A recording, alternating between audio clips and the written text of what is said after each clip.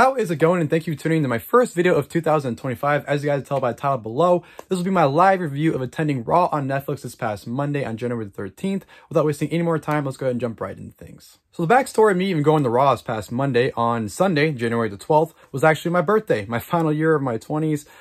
It's hard to believe how long I've been on this platform for and how long I've been making videos for. I did not think when I started that I'd still be going this long, but here we are, you know. But yeah, it was my birthday this past Sunday, and my wonderful girlfriend Audrey presented me tickets to go to Raw in San Jose the next night, because San Jose is only a 2-hour drive, really, depending on traffic.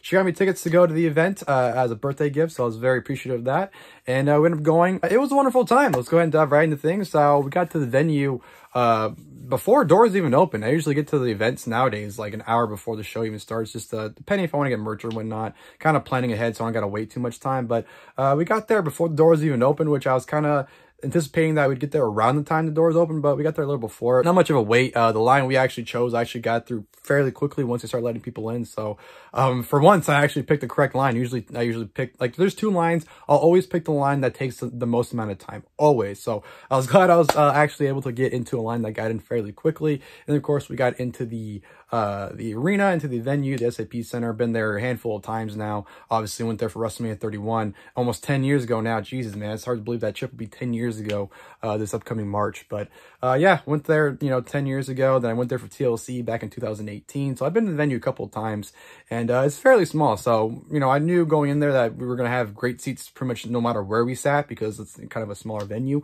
But yeah, we got there, went straight to the merch line, because Audrey is a big CM Punk fan, which is very, very ironic, because if you do not know, this actual channel name and the username I went by for years was WWE Punk Fan 19, you know. So very ironic that my girlfriend turns into a CM Punk fan. So it is what it is, right?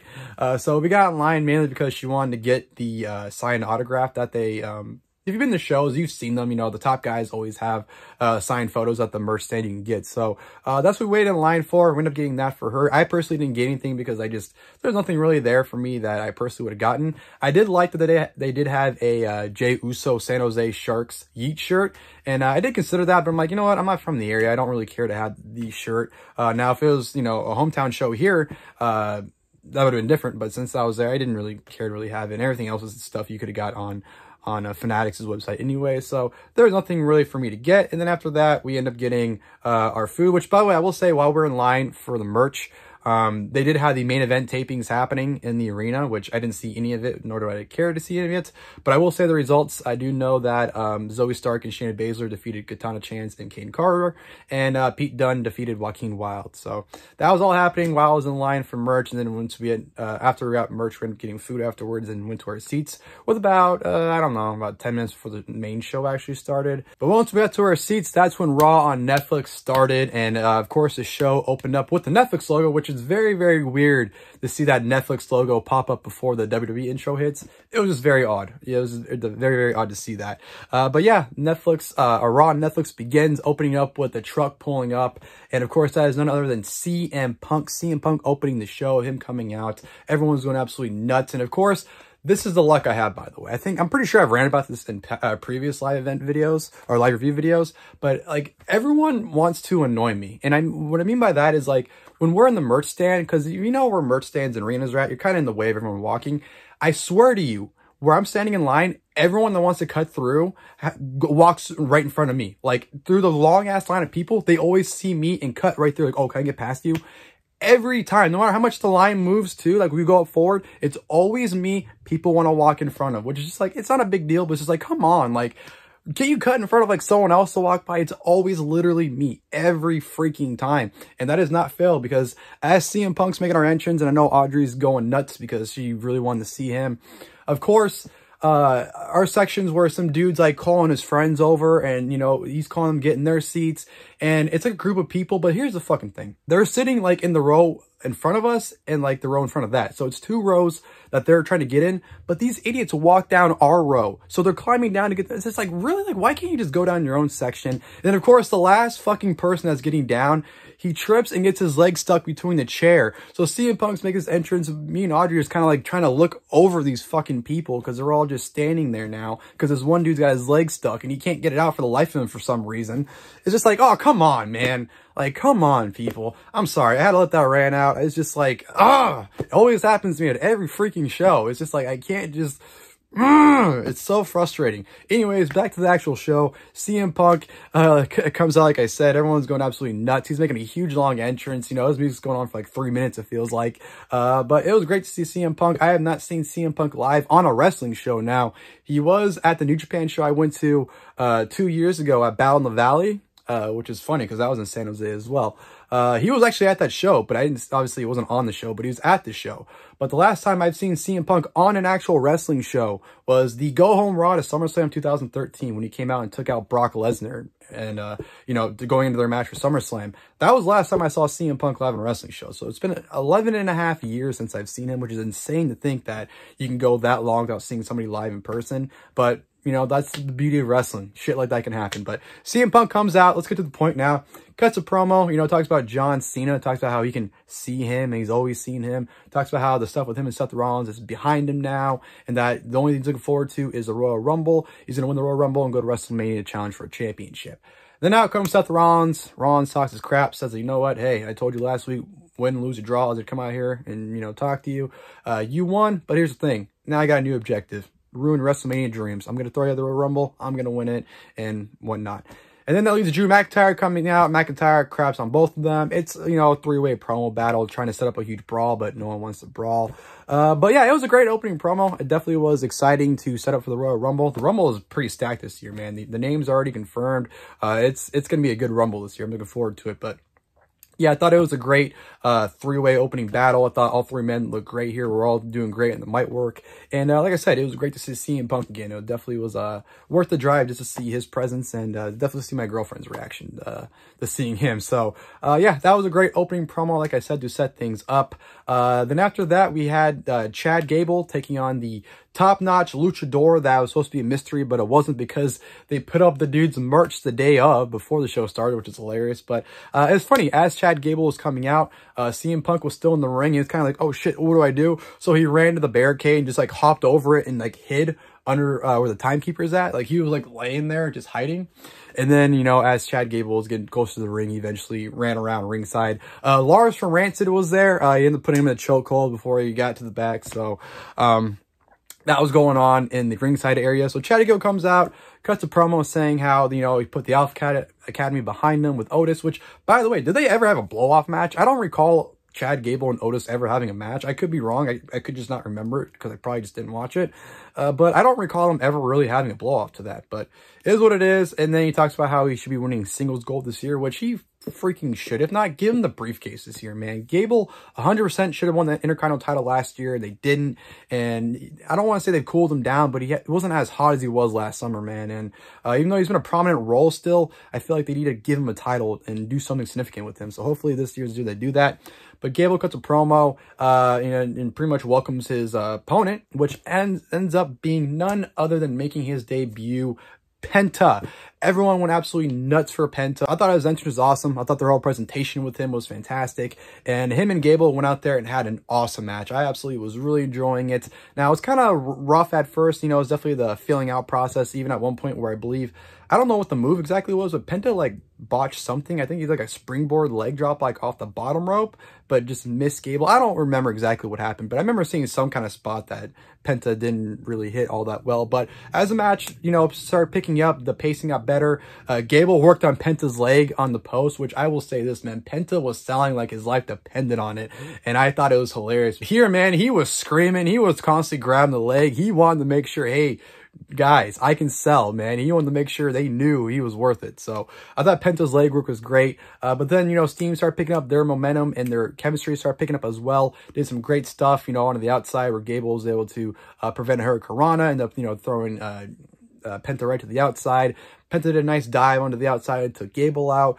Just a lot of smooth transition from both men and a lot of great counters in the match. Ended up being really, really good and ended up being really fun. And I absolutely loved the finish as well, where Penta hit him with a Mexican driver, which popped me huge. I popped huge for that, just the way Gable sold it. Like, I legit was like, I was giggling in my chair. Like, that was fucking awesome. Like, I loved it.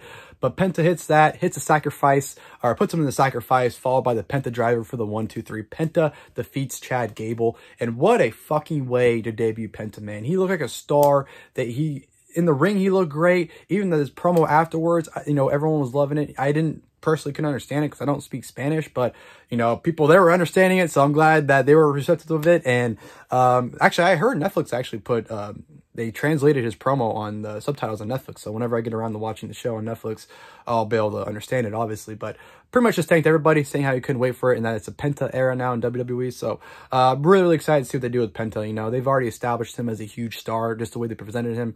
And that's the thing with WWE. If they can make anybody, I don't want to say anybody, but anybody that has that star potential, they can make him a star. Look at the way they presented him. And if they can just keep pushing him very well and stay behind him, there's no reason why they can't make whatever they're paying him, their money back with him within 6 months in terms of like merch sales and everything. They already have his masks and shirts are already, you know, top sellers on their websites, and they're going to make plenty of money off Penta. And like I said, as long as they can stick with pushing him well, there's no reason why Penta can't be a huge star. So Penta, Chad Gable, awesome match. Judgment Day backstage. I will say this, a lot of the backstage stuff, I couldn't really hear a lot of it because the crowd was so loud and just the way the mic, like, I don't know if it was the crowd was so loud or just the way the sound was in the arena, but I couldn't really hear anything. Even, you know, it had to be the crowd, because there's even times in the live mic I couldn't hear what people were saying, especially later on in the show, someone I couldn't understand anything from them. But Judgment Day was backstage. I just heard them talking about getting the tag titles back, and then of course Liv Morgan gave Dom Mysterio the cold shoulder, even though she said everything's fine. But you know, if any man that's dealt with women, you know, if they tell you things are fine once you piss them off and they act like it's fine, it's really not. Come on. And that's exactly what they're doing with Liv and Dom. But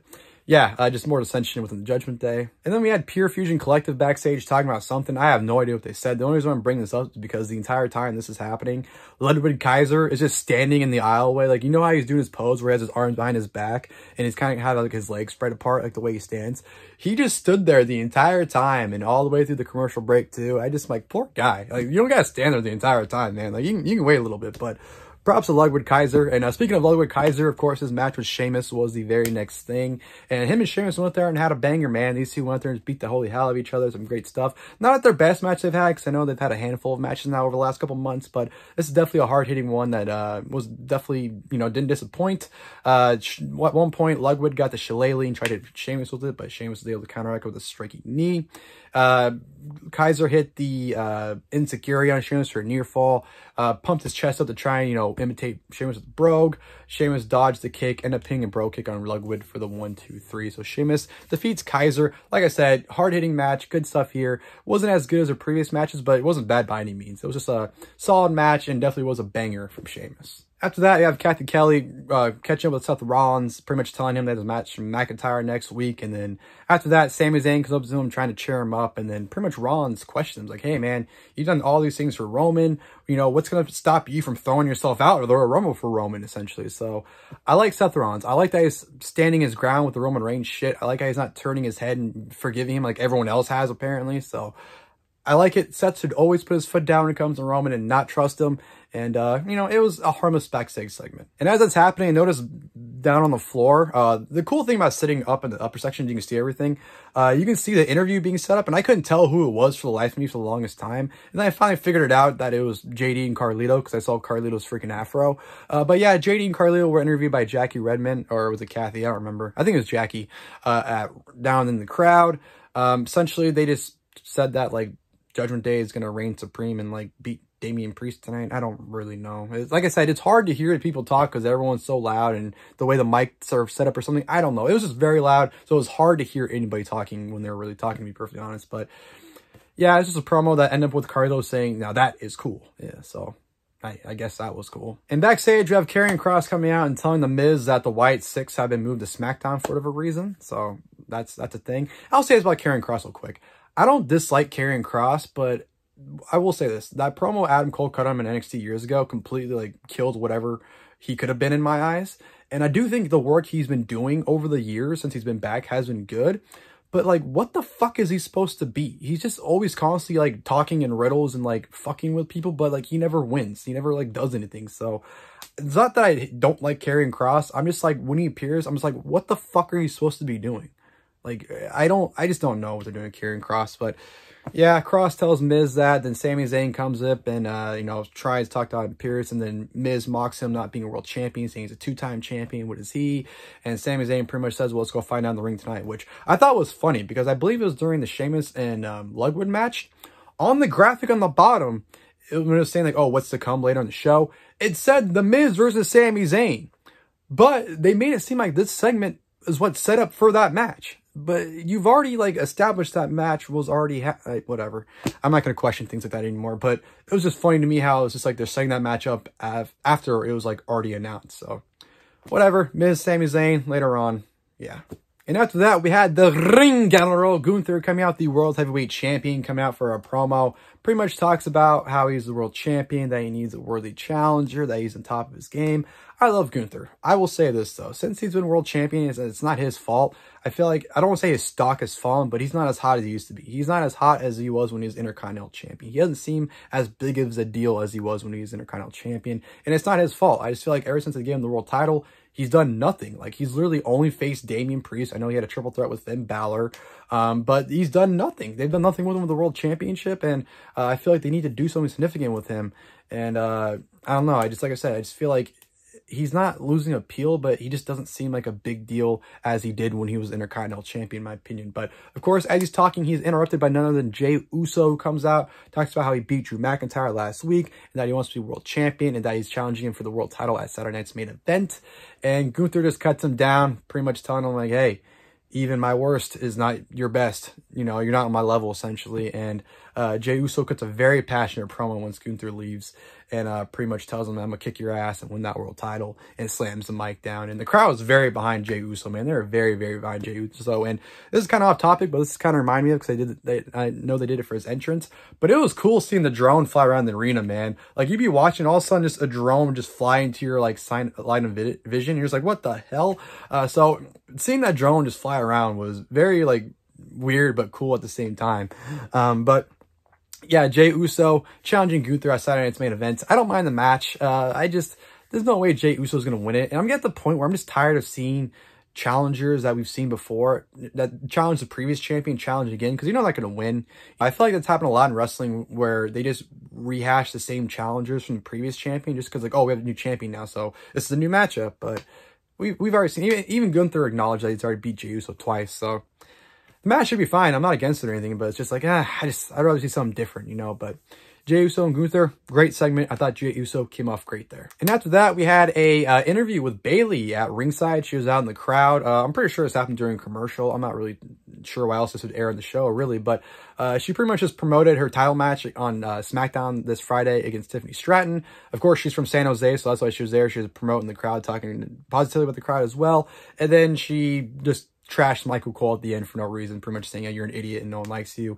And that was Bayley's entire promo. So yeah, I think it was just there to buy time with the crowd and keep the crowd at least, you know, invested in something happening while nothing was happening, if you know what I'm saying. So, and then we head into the Women's Intercontinental Championship Tournament Finals. Dakota Kai taking on Lyra, Valkyria. Here, I will say this, and this is nothing against either of them. This is the WWE problem.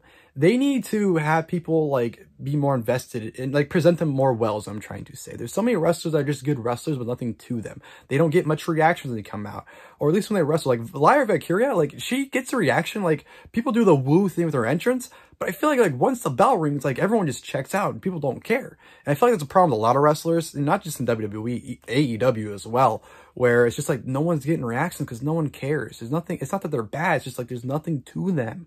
So I wish WWE would do this with more people, where they actually get people to invest into them, like make a connection with the crowd. I feel like a lot of people don't have that, and I feel like that's why a lot of the mid-card talent don't get much reaction. But nothing against Dakota, Lyra. They do have their fans, and like I said, don't act like they're nobodies. But you know, I feel like for a broader audience, they need to do more with people rather than just them being good wrestlers. But into the match itself, I feel like people didn't really care for it up until the spot where Lyra hit the suplex on Dakota to the outside. Once that suplex spot happened, everyone was into the match. People were saying this is awesome. And I thought both women went there and worked hard. They put on a damn good match, especially the finish. Man, the final few minutes, they were just going out there and cooking. They were hitting everything they could. Some great near falls. Dakota hitting a stomp through the ropes and then hitting her finish, but then Lyra rolling out, I thought was great. Dakota going for the kick in the corner, but Lyra got out of it.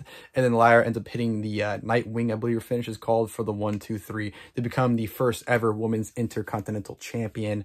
Good stuff. You know, Lyra, Valkyria, I think if Becky is coming back, I think Becky and Lyra should be the women's Intercontinental title match at WrestleMania. That's just my personal opinion.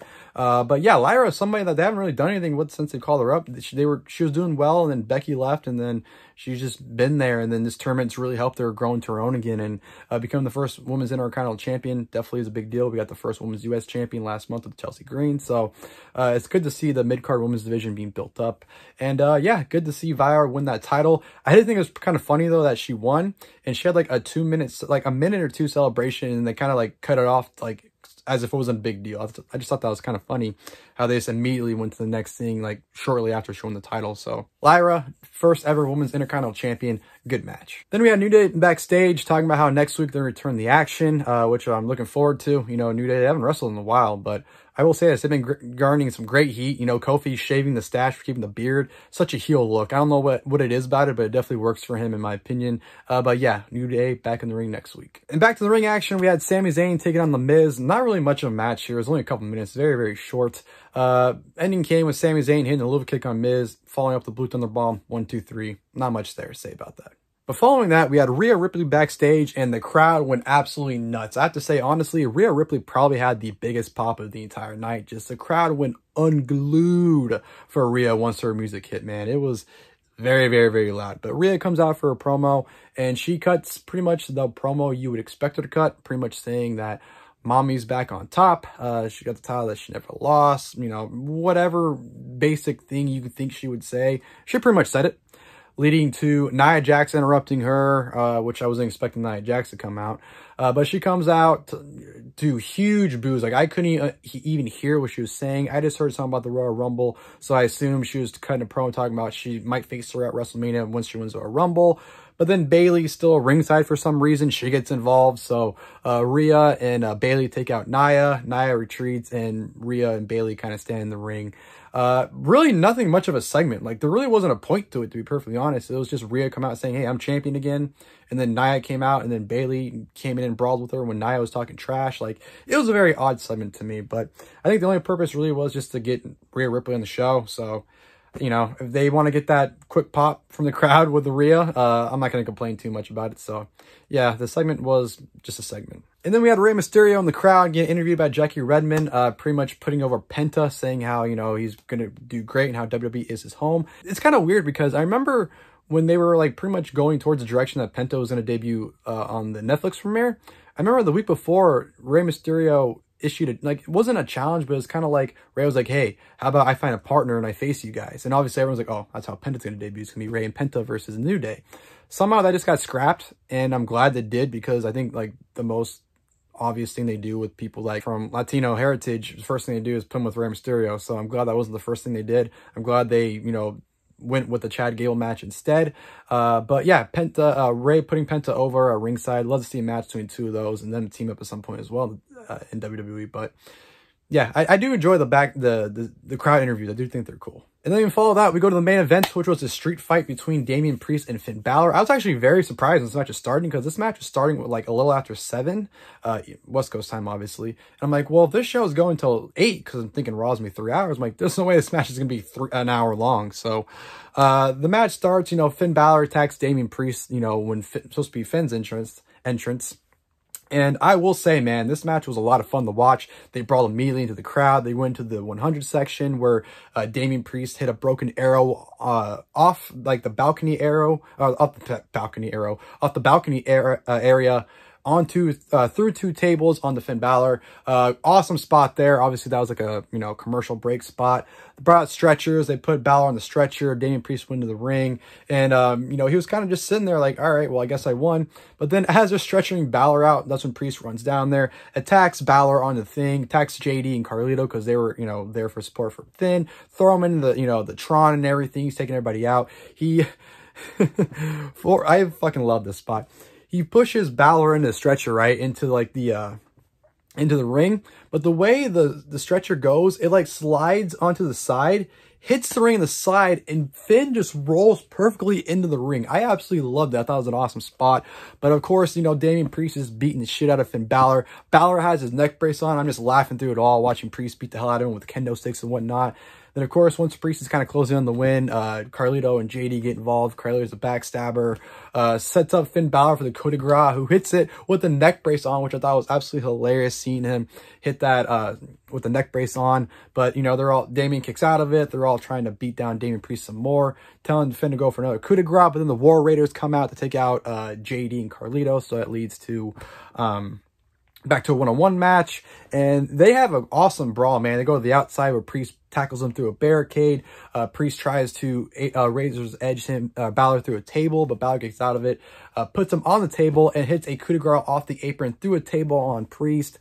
But then Priest gets back up, launches Balor through a table with a Razor's Edge. Just an awesome brawl to the outside, which leads back into the ring where Damian Priest hits a huge South of Heaven choke slam for the 1-2-3, defeating Finn Balor. This was one hell of a match. Match of the night, if you ask me. I just had the most fun with this one. Penta's debut match is probably his second favorite matches on the show, personally. But yeah, this was a very, very fun street fight, and I had a lot of fun with it. I thought them, you know, brawling everywhere definitely added to it. And sitting in the upper section, man, it was fun watching them brawl in the crowd. I mean, once you're in the lower section watching it, it's not as fun. But when you're in the upper section, seeing it from above, it's a lot of fun seeing it from that perspective. So Finn Balor, Damian Priest have an awesome street fight to close the Netflix portion of the show. The show ended like right at 7:30 sharp. So I was surprised it was 2.5 hours. Definitely thought it'd go more towards 3, but I'm not going to complain. And that was it for Raw on Netflix. And of course, afterwards, we did have not one, but 2, a double dark main event with 2 matches. Of course, the first one being none other than Bayley taking on Nia Jax. And, you know, this goes for both these matches. These are the definitions of there's nothing to gain from really working, nothing to really lose from really working. Let's just go out there and just kind of not do anything at all. And that's kind of what Nia Jax and Bayley did. They kind of just did stuff to get the crowd popping, but no one really cared. It's actually kind of crazy to see how many people left after the show ended, like the actual like Netflix airing. A good amount of people end up leaving during Bayley's entrance, but a good amount of people end up staying for it. The match itself, like I said, it was really not much to it. Finish came with Nia Jax, you know, trying to shoulder block Bayley into the corner, but Bayley got out of the way, shoulder blocks the post. Bayley rolls her up, 1, 2, 3. Like Nia Jax, when she gets rolled up, you can tell she doesn't even try to kick out. Like, it's hilarious. You can tell she just rolls her back and just lays there. It was hilarious, but Bayley beats Nia Jax with a roll-up. So, yeah, nothing at all to the match, you know, to say. But afterwards, you know, when Bayley celebrated on the ramp, none other than LA Knight, yeah, came out because he will be challenging Shinsuke Nakamura for the United States Championship. And holy shit, these two did nothing. You know, if Nia Jax and Bayley didn't do anything, Nakamura and LA Knight were like, hey, man, we got no reason to work here. Nakamura went to the outside. They'd go out, maybe a hit or two, back to the outside, chin lock. Like, literally, this match was a whole lot of fucking nothing. Nothing. But, of course, finish came. I think LA Knight or Shinsuke introduced a steel chair. Or LA Knight tried to hit Shinsuke, or I forgot. A steel chair got introduced. LA Knight then tried to use it, but the referee was taken away from him. But as he was doing that, Nakamura took the U.S. title and hit LA Knight with it. So that caused a DQ. Whatever, completely expected. It's a dark match. You know there's not going to be a title change. So, and most of the time, the heel ain't going to beat the face for some reason, even though it's not televised. But it is what it is. But yeah, Nakamura gets DQ'd, then tries to beat up LA Knight some more. But LA Knight gets the upper hand, hits the BFT for the... I almost said BFT for the 1, 2, 3. But no, he didn't win the title. He just ended up hitting it and celebrating afterwards. Actually got a short little promo saying, you know, like, whose house is this? And, you know, how he's the mega star. Pretty much a typical LA Knight promo just to send the crowd home happy. But And after those two matches, like the show literally ended like right at 8 o'clock. Like the show was literally 3 hours, including those two dark matches. So yeah, those two matches really weren't worth staying for. Like even, dude, when the LA Knight Shinsuke Nakamura match happened, a lot more people left. Like people did not really care to stay in the match, probably because, like I said, they knew nothing was going to happen. They weren't going to miss anything. So yeah, that was that. That was the show. Afterwards, obviously we left, went to, my car, and then we drove back home for the 2 hours or whatever it was. So yeah, all in all, I had a phenomenal time this past Monday in Raw. Honestly, this is one of the most fun shows I've had in quite some time. I can't recall the last time I really had that much fun at a show, probably besides WrestleMania 39. That was probably the last time I really had that much fun at a show, which, I mean, it was only 2 years ago, but, yeah, I honestly had a blast on Raw. I thought it was a great show. Start to finish. I thought the opening promo was great. Penta had a phenomenal debut against Chad Gable. The main event was spectacular. All in all, just a very fun 2.5 hour Raw. I honestly can't wait to go back and rewatch it. Like, this is actually an episode of Raw, or just an episode, or just a wrestling show in general, where I'm actually excited to go back and rewatch it just to see how it was, because I had that much fun being at the show, man. The crowd was very, very hot. The crowd was very live. I mean, there was times where they seemed like they didn't care for like some of the matches, like the women's Intercontinental match, until that suplex spot happened. The crowd really didn't care for it. But for the most part, I was really into the show. I was having a great time. I thought it was a lot of fun. Makes me really excited for, going to shows later on this year. And I'm very thankful for my wonderful girlfriend, Audrey, for getting us tickets to go to the show. Very much enjoyed it. If she didn't get tickets, I probably wouldn't have gone to the show, because I did contemplate going beforehand. I was like, you know what?